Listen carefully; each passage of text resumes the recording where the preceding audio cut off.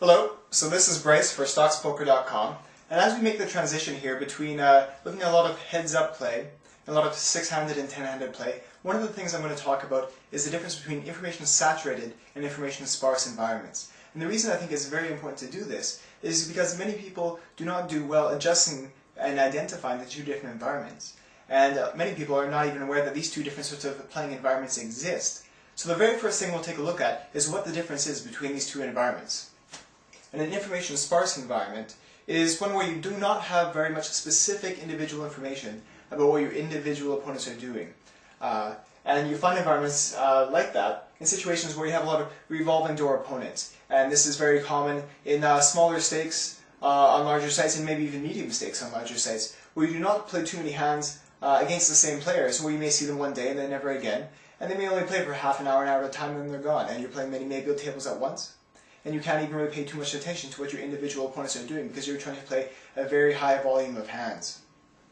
Other situations are maybe tables with a lot of players. Certainly a table with 10 players, you have a lot less information, a lot less interaction with a player than you would if you're playing heads up against him, because you will play many less pots against that particular player, so you have much less information about how he's playing. And another situation that's kind of similar to that is where you have opponents who do not adjust well, or maybe not even at all. Maybe because they're poor opponents, or because they're not paying attention, maybe they're playing a lot of tables themselves. And so, in a sense, they don't have much information about you. So from their point of view, they're playing in an information-sparse environment. Though in that sort of situation, you can still have a lot of information about them. An information-saturated environment is one where you do have a lot of specific information about what your individual opponents are doing.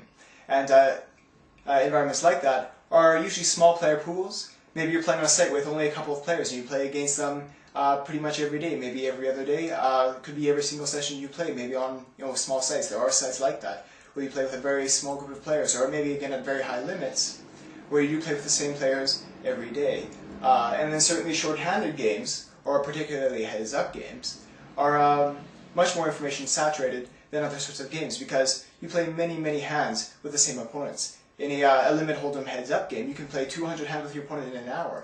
So even if you didn't know anything about him beforehand, you would have a lot more information than if you're playing against the same player at a 10-handed table, where you might only play a couple pots against him, if any.